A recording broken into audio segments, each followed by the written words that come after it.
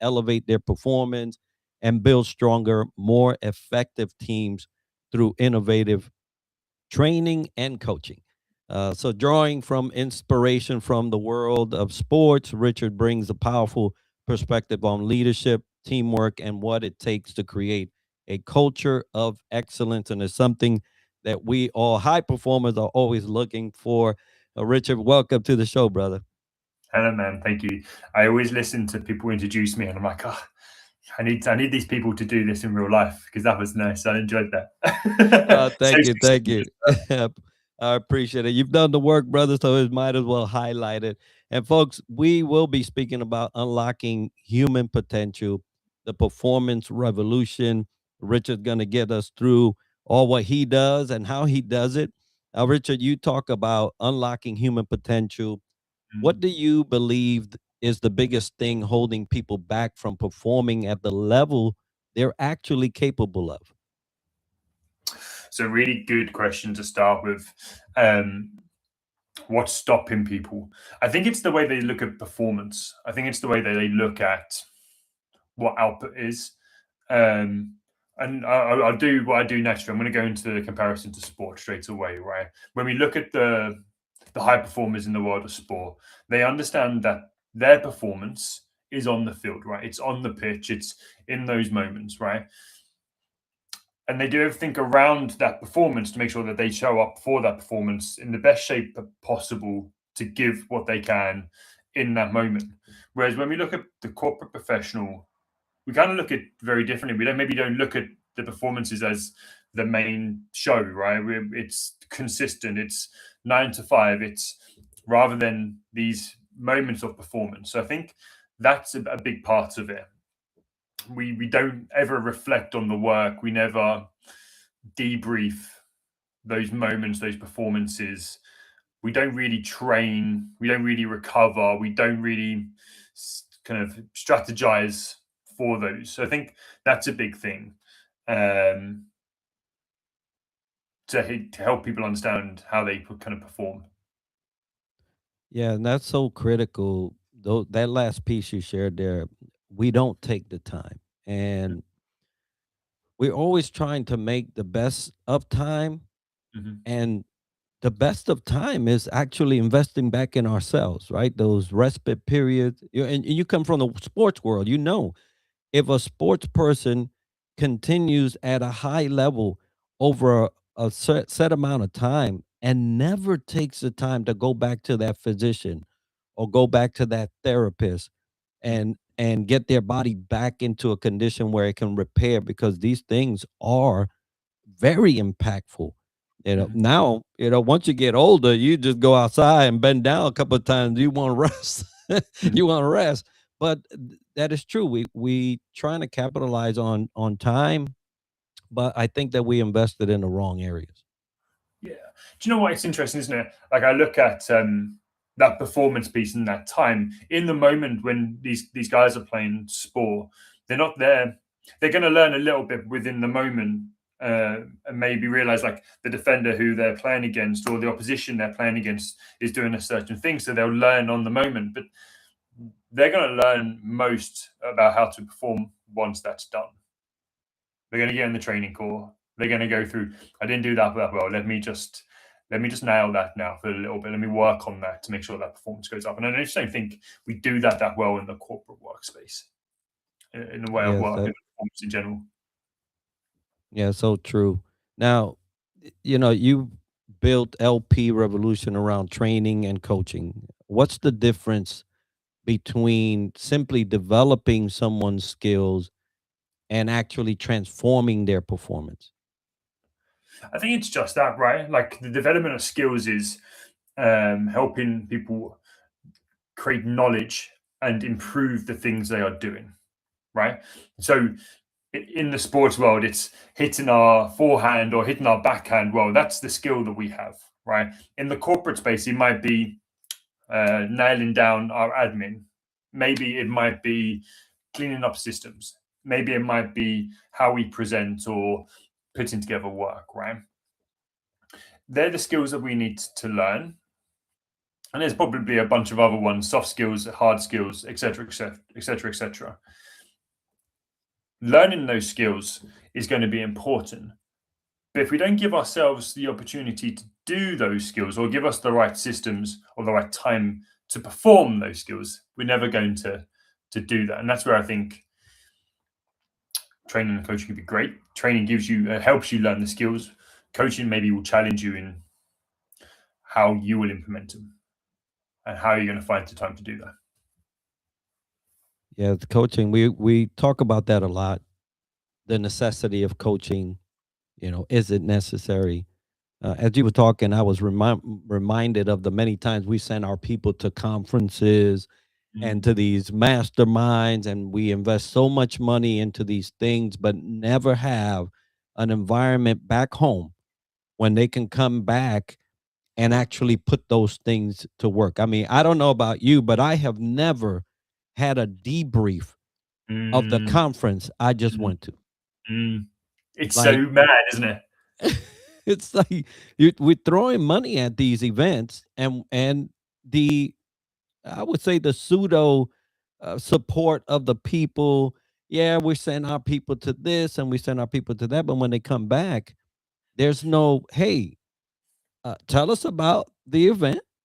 Hmm. Tell us what you got out of it and Hmm. how you're gonna put it to work here. Hmm. I've never had that. Yeah, I've met teams where like, and I've done this before with like little kind of social groups when we've gone to events. Is like, you're going to go to that event, I'm going to go to that event. Let's jot down notes and share notes afterwards and talk about what we learn. Right. That the ability to it gives you two things, right? You have to focus, you have to concentrate on what's being said, because it's easy to go to conferences and just do them without focus. But also there's the ability then to process that into the same as what coaching does, right? Gives people the chance to talk and process thoughts into a rationale that makes sense. And so then by doing that, not only is it helping them, but it's also then sharing that knowledge as well. The next thing is, okay, so how do we make action? We've learned it, now we've processed it. What do we do with that knowledge? And that's such a great question. Now, as we're talking about coaching, you draw heavily from sports in your approach to leadership. Mhm. What can a great coach teach a CEO? Because sometimes and from my perspective, it's been hard to work with founders and CEOs from the perspective of, hey, this might be a better way, because in their head, the way they do it is the better way, right? But what can a great coach teach a CEO or executive that a traditional leadership program often misses? I think there's two parts to this, right? You use the word coach. So whenever I think of coach, I think of zero advice, right? And so the coach side of this, my mind goes to, well, I'm not here to teach you. I'm here to help bounce ideas off of and help you reflect on what you're doing well, what you're not doing well, right? So when I think about that, I'm getting more and more comfortable with the fact that, but that person is going to solve the issues they have for themselves, right? I'm going to be here, challenge them, think about, make them think about the scenarios differently, and then just do what we spoke about, right?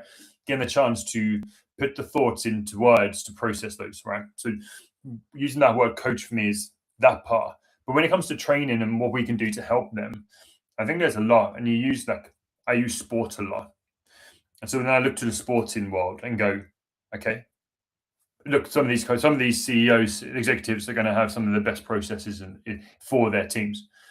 But let's bring that conversation. Let's bring that collaboration or um, comparison to the sports world into this. Okay, what does your favorite sports coach do? Who are your favorite leaders in the sports space? Why are they your favorite leaders? Okay, it's create some awareness. Do you do that?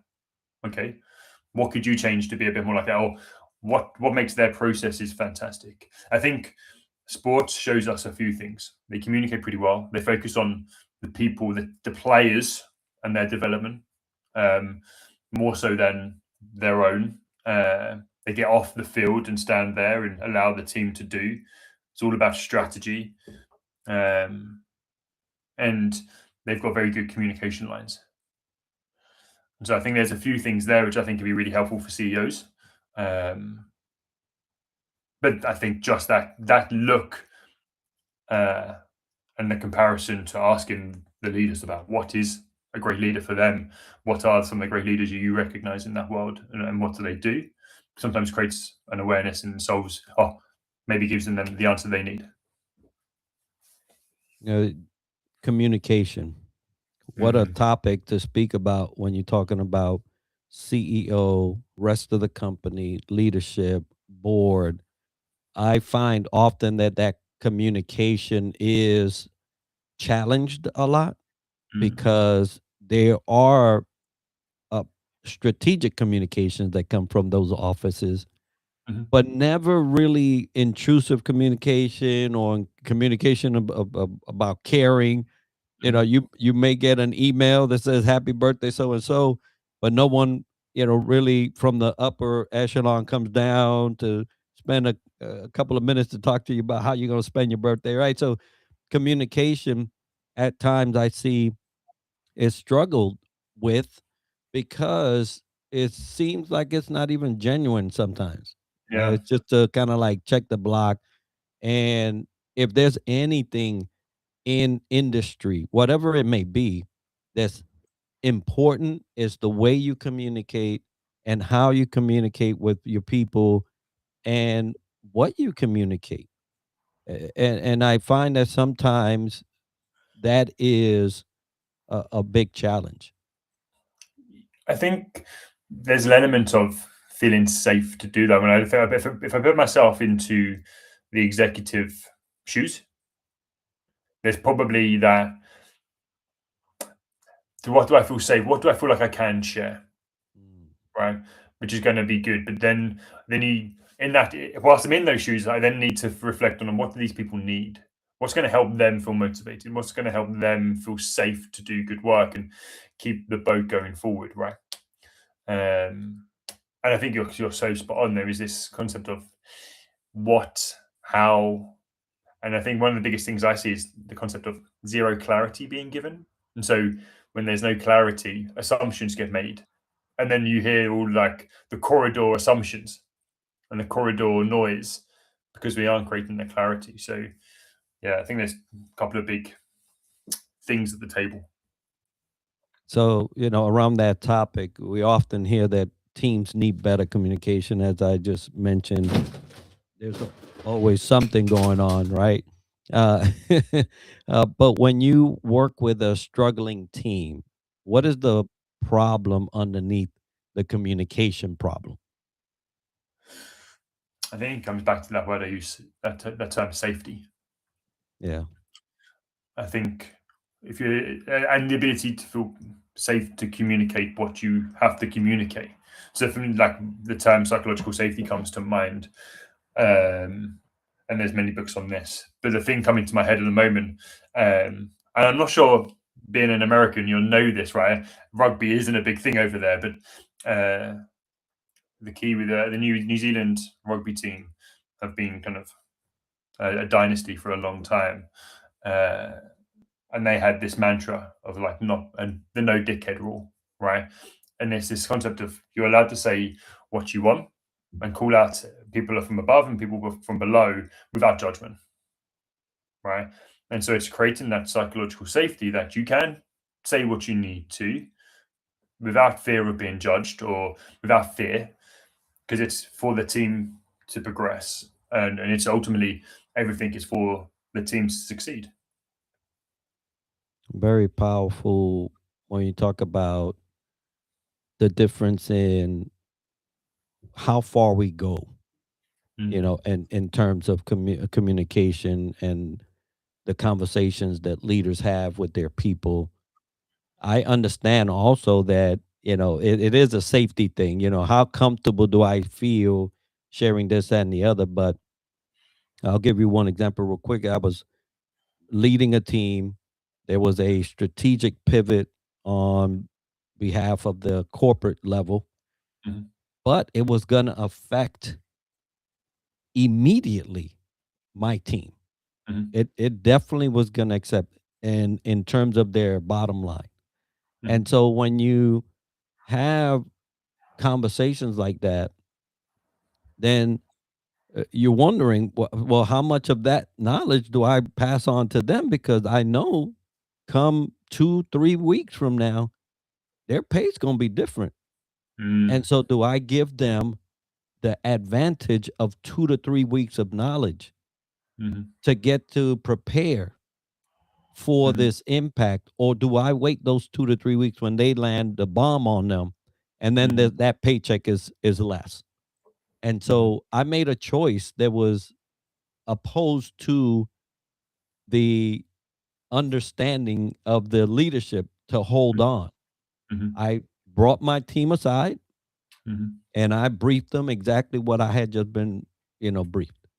mhm, I wasn't the favorite leader mhm, from the perspective of the uh, hierarchy, the chain of command, but I was definitely the favorite leader mhm, from the perspective of the worker.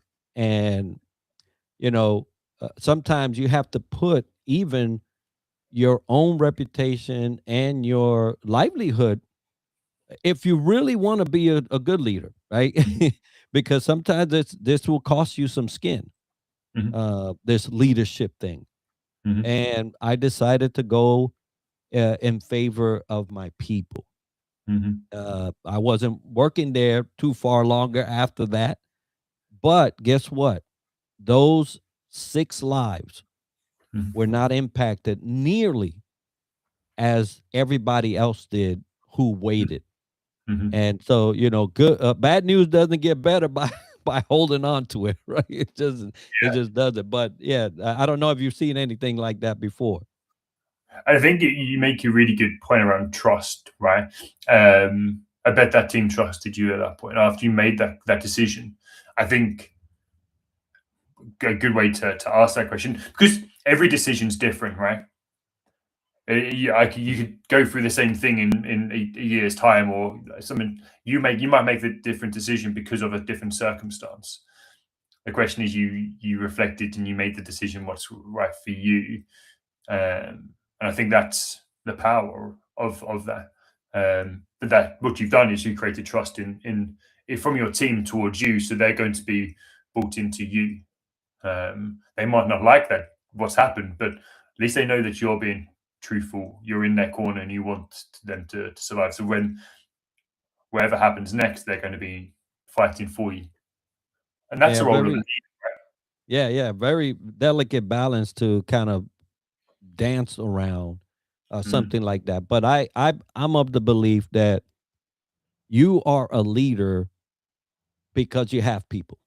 mhm, And if you don't treat those people like they're the best thing that you have, mhm, then you will always choose you over them, mhm, and that's just it. And so I just chose to be the type of leader that at the end of the day, I can go home, look in the mirror and said, you know what? Yeah, I'm not employed, but 6 lives, husbands, wives, kids, don't have to deal with the major mess that came from this. But nonetheless, everybody has a choice to make, right? And so, and I go through. So I run a program called the Leadership Performance Program, and I start with identity, and I start with kind of really knowing self, right? And that for me falls into values as well, and knowing what our values are. And then what it sounds like is you understand what your values are. So when this decision come to you, for you it was kind of clear. This is important to me. Others, the life of others is important to me, and being integral or honest and giving that feedback to others is what was clear. So you led by that. If you hadn't made that decision, you would have been questioning yourself, doubting yourself as a leader, kind of consistently going against that judgment.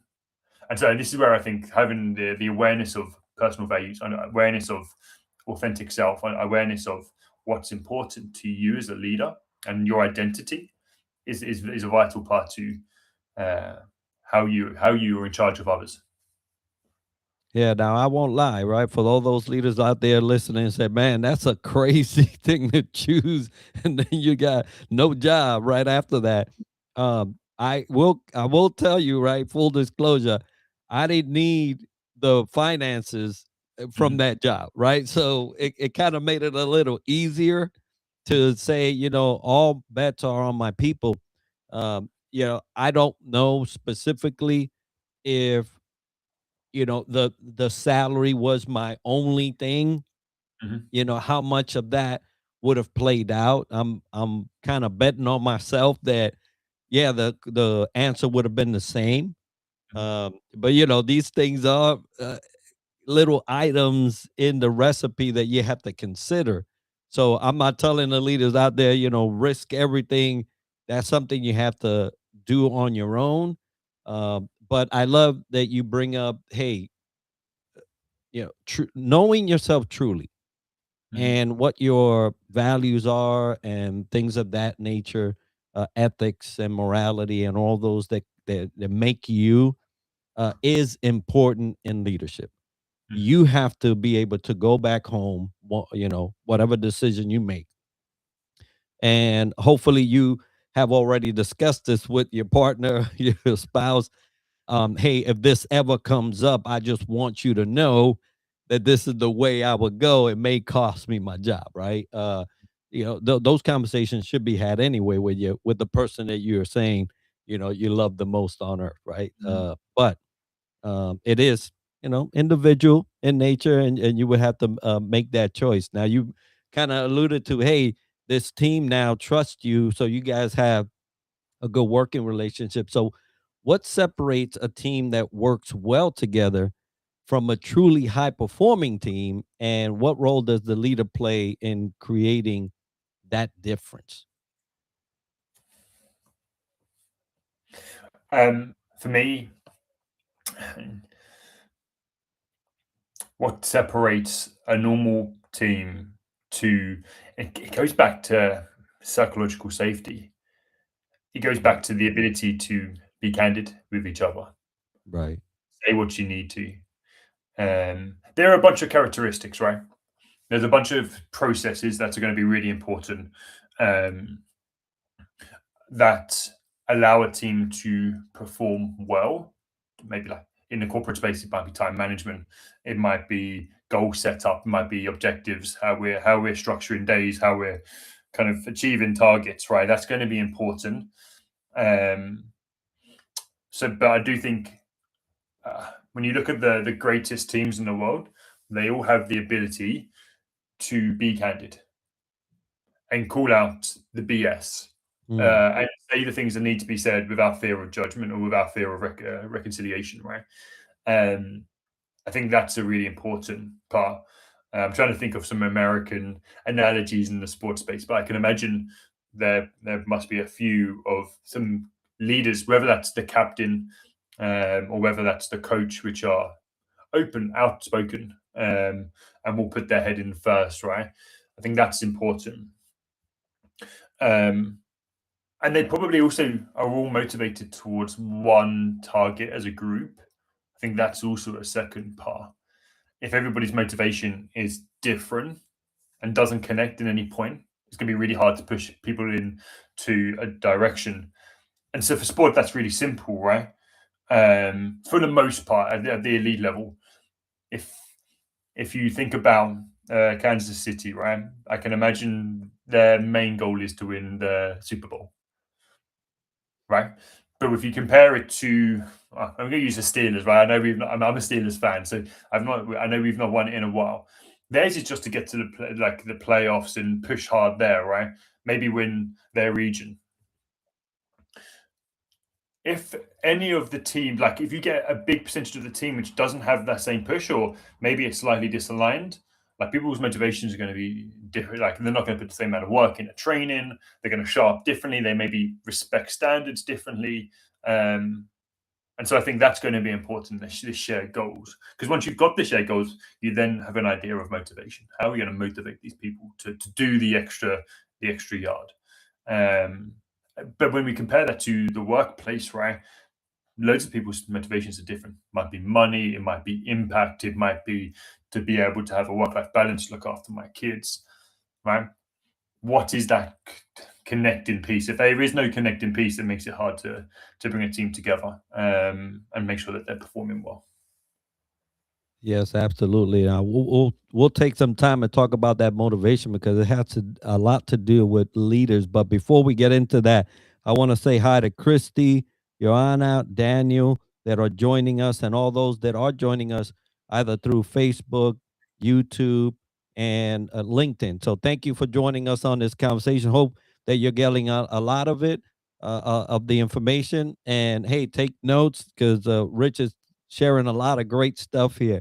Now, Rich, you talk about motivation. Motivation, I think a lot of times leaders tend to kind of like gloss over only because, hey, you're hired here, you work for my team, this, that, and the other. But if I've seen anything come out of great teams, it's the fact that the leader took time to find out Hmm. what it is that motivates each Hmm. individual person in the team. Now, Hmm. you don't have to do a survey, right? You don't have to run them through this long survey and just to find out. Have conversations as we talked before, right? Have conversations and peek behind that curtain, right? Hmm. Everybody has a curtain of some sort and Hmm. and but honest conversation, you'll know what motivates your team, right? And if the majority of your people in your team are motivated by money, guess what? If there's not a bonus structure around their stuff, then maybe you should, try to get that established, where their performance is tied to not only the metrics, for you to keep your job, but hey, there's a little something at the end of that performance, and you could get it if you surpass this milestone. These are things that I see often that leaders miss in that exploration of their people. Yeah, I find it's an interesting one, isn't it? There's a bit of research done, and I'm going to forget his name, but something like Frederick Herberg, I think. He talks about the hygiene factors versus the motivation factors, right? And money is an interesting one because this is a. I've worked with many managers now, and then they go, "Yeah, I know my people. I know they. I think they all want more money, right? Or money is their biggest motivator." Yeah, I mean, for most people, money is really important. But that's probably for 99.9% of the population, right? It's important to get paid fairly. That's a hygiene factor. If you feel like you are not being paid fairly for the work you do in comparison to your peers in that same situation, you will feel undervalued and probably unmotivated. Okay, now if you're feeling fairly valued, getting paid correctly, and have enough money, now what motivates you? Now you're getting paid enough money. Now what? Why did you come to work? If I was to give you the right amount of money, they're the questions I'd be asking. Aside from money, what's important to you? Yeah, and there's this question here Daniel posed. He said, when you hit that crisis point, how do you practically build a human firewall and create the behavioral infrastructure needed to protect your mindset, especially when you need to accept that today is truly all you? It's a good question. Um, I have a bunch of follow up questions, but that's because I'm a coach, right? What's the like? Did you use crisis point? Is that the words he used? He did. He says, when you hit that crisis point. Yeah, knowing what whereabouts in that crisis point you need to protect, right? I think you spoke about behaviors and understanding our foundational behaviors to lean back on is going to be really important. But I think that's individualized for everybody, right? You're Yeah. going to have a bunch of different behaviors to what I'm going to have. So knowing what's going to be important for me to be resilient is going to be super key. And I'd say the same. Um, and I guess I flip that question back to Daniel. What's going to be important for you right now? What's that number one priority for you to do to make sure that you're fighting against that crisis point? Yeah, that's so important now. These things that we do as leaders, from the coaching perspective, right? We help facilitate transformation. That's what we do. Where most everything is in you, right? We're not going to teach you much. We're not definitely not going to give you advice, right? That's not the role that we're sitting in when we're having these conversations. But we're going to help you dig deep Mm, enough to say, wow, that makes sense for me because transformation has to be about you. I can't take my transformation, give it to you. It won't work.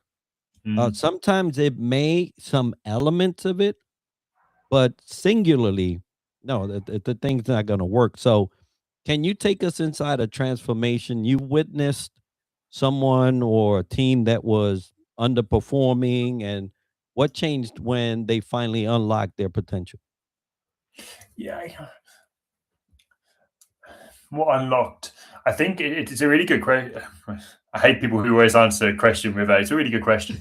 But I don't know whether the term underperforming is correct for them. There's things that these people, my clients, always need to do. Whether they're underperforming is I don't know, a subjective measure. But I guess there's a couple which come to mind. Um, and it's all around the communication. There's a client I was coaching who made a lot of assumptions, um, and I noticed that within them and just said, "You keep saying the word I think, I feel. How much of this is fact? How much are you creating clarity?" And then with that awareness, he realized that that's the thing that maybe he's missing and he needs to go and give. And so then in these communications, he created a better system, better process to give better communication and clarity behind communication. And I think from that, they made some huge changes in the way the team responded to him, the way their team was motivated, the work that he could delegate and give to them. I think that was a really key one.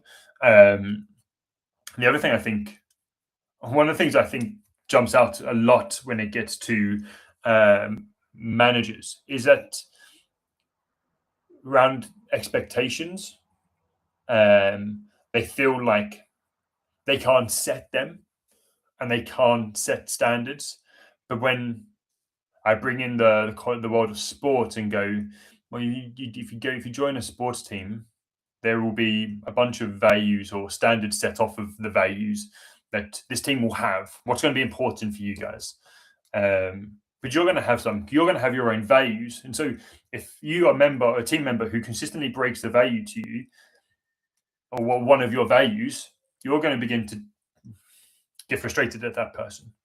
So it's probably more important that you've created or shared the standards, created the expectations between the two of you.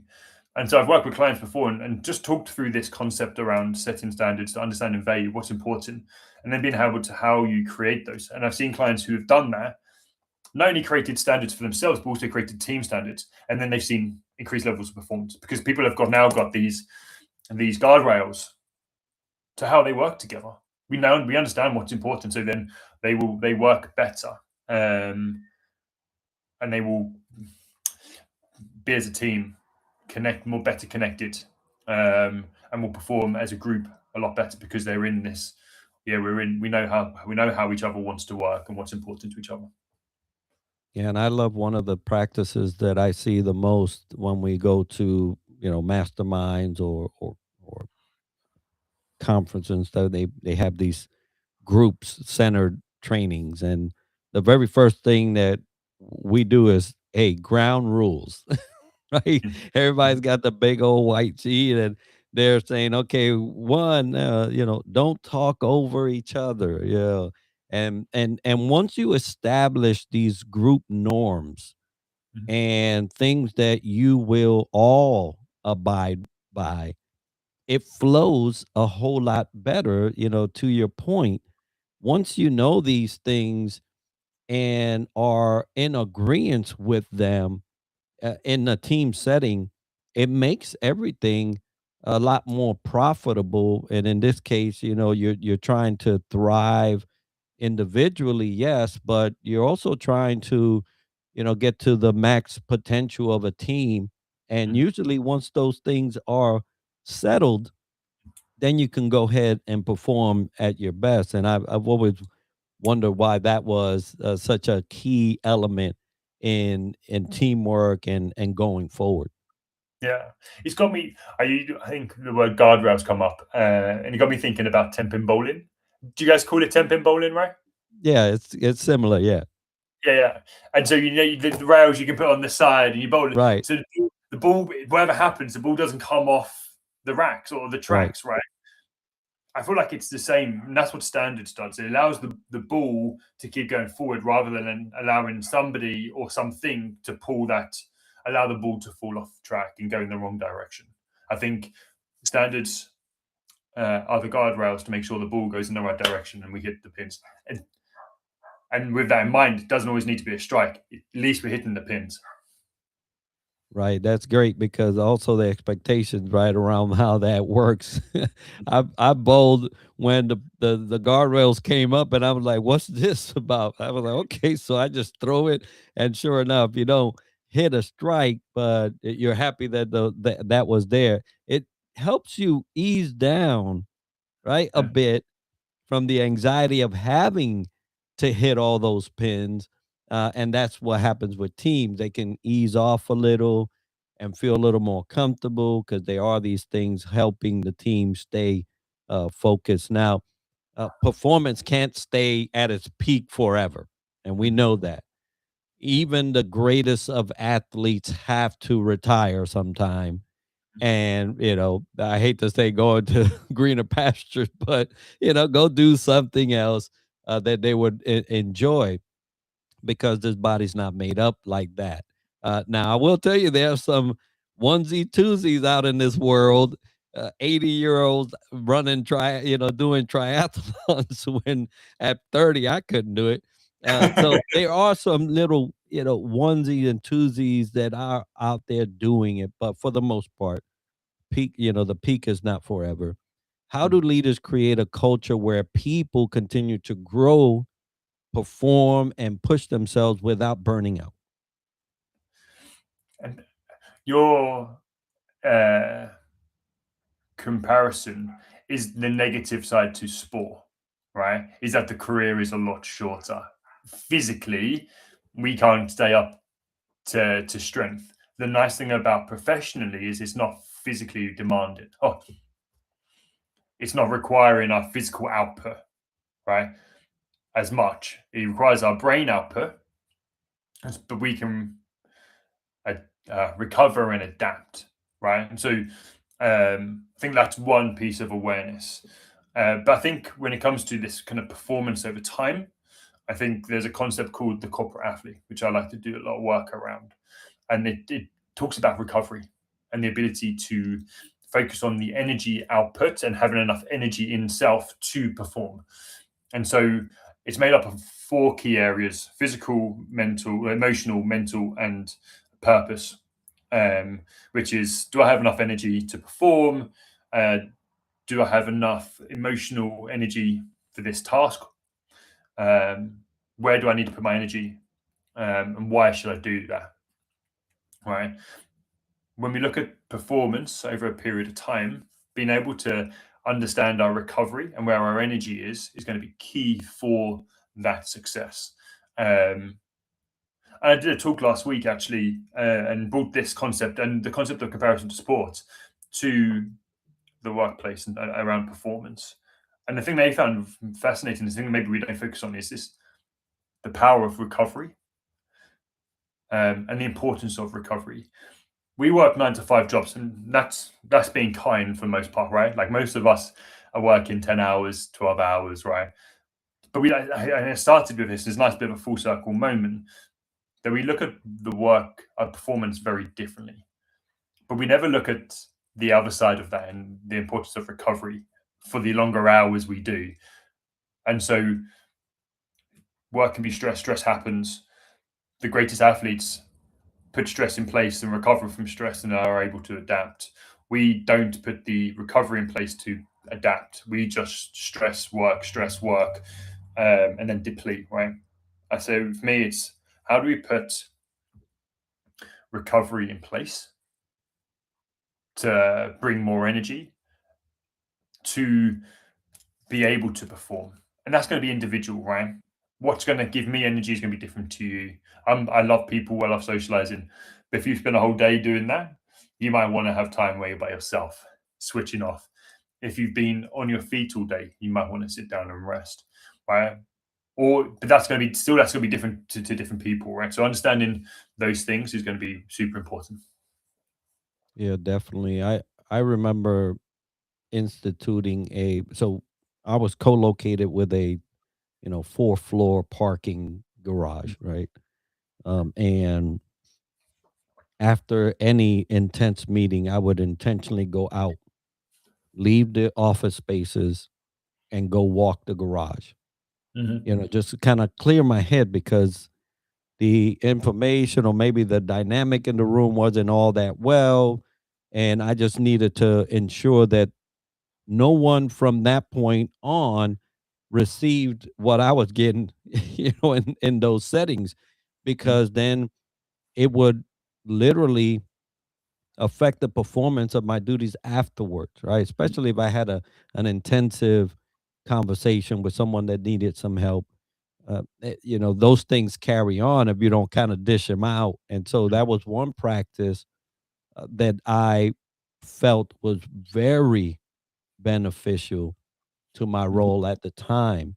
And you have to be able to integrate these things that will facilitate you still performing, at peak, even if it requires, a lot from you, because, we just don't last forever. And, Mm-hmm. but you mentioned, hey, we may not physically be demanded of at our spaces, but your mind, the mind is one of those things that once that starts getting impacted, I don't care how strong physically you are, you just can't do it. I mean, so, that's one of those areas that you try to, uh, keep protected as at all costs, because once that is impacted, it doesn't matter usually what industry you're in. Golfing, right? Golfing, if your mind's not clear and focused, I mean, I've seen the most terrible shots come from a PGA player, right? Yeah, right. I think it's a really nice awareness in around that. Our mind is our physical, our body, right, or our skill. Um, why don't we appreciate it or treat it like it's our tool? Um, and actually look after it and a lot better. And it's crazy. My background, I spent 7 years as a personal trainer, and you see the impact of people not doing it. Maybe I didn't realize it then. Moving into this space, you see the impact of people not recovering from stress and not putting these modalities in place because they would come in with physical ailments as well. Because it's it's the driver of everything, right? And so being able to manage that stress in the correct way is going to be really important, and it will help us keep performing. Well, yes, thank you for that. Now, there's, six people. I see there's people all over the place watching right now. And thank you for being with us. I appreciate you taking your time to peek in and spend some time with us today.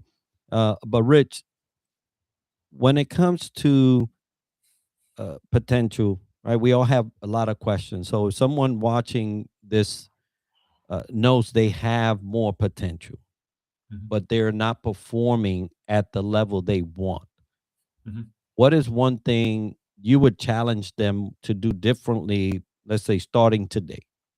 mhm.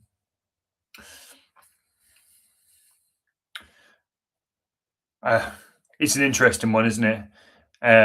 Because everybody's different. Yes. Hmm. Everybody's individual. So I would start with some space and then a reflection, probably led by this by one very simple question: what do you need to do today that you're not doing that's going to have the most impact? Probably led by that question, and then there'd probably be a bunch of questions off the back of that. But just that space to sit back and ask reflection questions to create awareness, because we're not all the same. I can't give you the answer to a performance problem without knowing the performance problem. But the same that we started at around coaching. Coaching isn't about giving advice. only you know that advice, only you know the answers to your problems. The way you do that is by asking the right questions. And for me, that's a really great starting point when if it's a performance barrier or a performance block. Yeah, and that's so that's so key. When you're looking to increase your performance,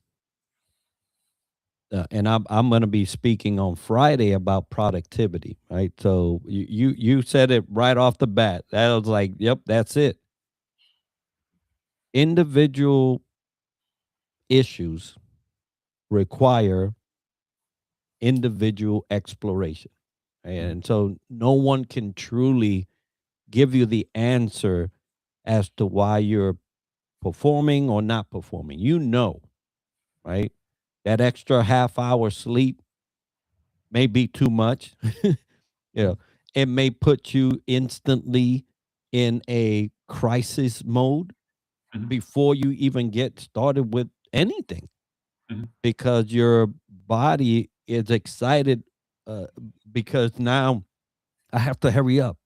And mhm, so those little things could literally derail the rest of your day. If you know you need at a minimum 6 hours sleep and you're getting 4 to 5, then you have to do something to ensure you get the amount of sleep you need to be optimal, right? mhm, Otherwise, you already know you're going in suboptimal, and everything from there will cascade. And so, knowing yourself, knowing what helps you operate optimally, at a peak performance stage is what you have to address, right? And that's why we say when we're coaching, we're literally helping you dig your own self into getting the exposure that you really deserve. And so sometimes all the piles of things that have kind of been laid on us throughout our life, these things have to be peeled apart. And if you want peak performance, I think everybody has the ability in them. We just have to explore what that looks like now because time changes, right? People change. mhm, I'm not the same I was even 5 years ago, mhm. right? So, yeah, great point there. Now, Rich, you mentioned what you work on, who you work with, and things like that. For the audience listening, give them a snapshot of what that looks like if they were to consider, working with you in what you do. So I guess I do. I have one main kind of program, but a bunch of bespoke stuff we can do off of that. I run my leadership performance program, and it leans into the concept of coaching, and it's the fact that it's individualized. So I bring topics to the table, and those topics for this program are identity, and knowing who we are. It's understanding why our motivations and why we lead, understanding how we need to lead, leadership styles, management styles, and the concept of coaching in there as well. So that's the internal mindset stuff, right? That we need to know about ourselves. And then it's the practicality piece. So being able to set standards, as I mentioned earlier on, concept of communication and how to communicate well to the team, what you need to be doing, be able to give feedback, and then strengths and weaknesses, so we can continue to grow. As I said, as we alluded to earlier on, skills are can be taught, right? And people will know some of these skills. So some of that it does get taught, but this program is very much around practicality. Let's implement this stuff. So that's the main one. But my background is leadership development. I'm an executive coach, so being able to work and create things around those to help teams perform well is what I do. I help leaders to understand what great leadership looks like. So yeah, being able to combine that with my background in human performance and sport and psychology, that's what I do. Outstanding. Now, is there anything that you have coming up? Where should the people follow you? Where can they connect with you to support what you're doing? LinkedIn. is like my shop windows where you'll see everything of me. I also run my own little LinkedIn Live podcast, which I have the pleasure of having you on Thursday. So if you want to watch this in reverse, then please come along. So yeah, I'm always active there. Um, I do a lot in the UK space, trying to build out to become more internationally known. But LinkedIn is probably the best place to get hold of me.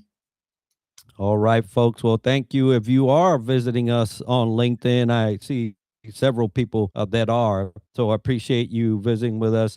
Follow Rich, connect with Rich, and dive into what he's doing, what he's providing. I will tell you that we are fellow outliers, the Outlier Project, which is sponsor to our show. That I will put the link to the Outlier Project in the comments post this event so that you can get a gander at what they do. But I tell you that I have never been part of an internationally connected group that is all about ensuring that we prosper, right? We were talking about the teams that prosper. Once you know what people are after and what they do, then you can actually help in those regards. Right? We Rich and I both podcasters. We have live shows. We have these things going on to share the knowledge of the guests that come on. I'll be on with him on Thursday. So if you have not seen that, please follow Rich, and you'll see that event come up. But would love to see you there as well. Rich, thank you so much, brother, for sharing what you do, the knowledge that you shared today. I hope that those listening are taking notes. If we are high performers at times, and we're just happy to continue to be at that level. The day will come where that will not be a thing, and we have to take care of ourselves. We have to ensure that others can continue to rely on us. And a lot of that is through having the right coach, having the right conversations, exploring the areas that are keeping us back, and ensuring that we guard and protect those areas that are productive in our life. So I hope, folks, that you got a lot out of this conversation. Once again, thanks, Rich, for being with me. And thank you all for joining us and supporting the show. And if you have comments, put them in the comments. If you have questions, we'll look at that. Rich and I will look at those questions later on and answer them accordingly. But blessings to everybody. Hi, Desiree. I see you came in. Thank you for being with us. And we bid you goodbye and a great rest of the week. Rich, thank you, brother, for being with me. And thank you, everybody, for coming to watch. Appreciate it.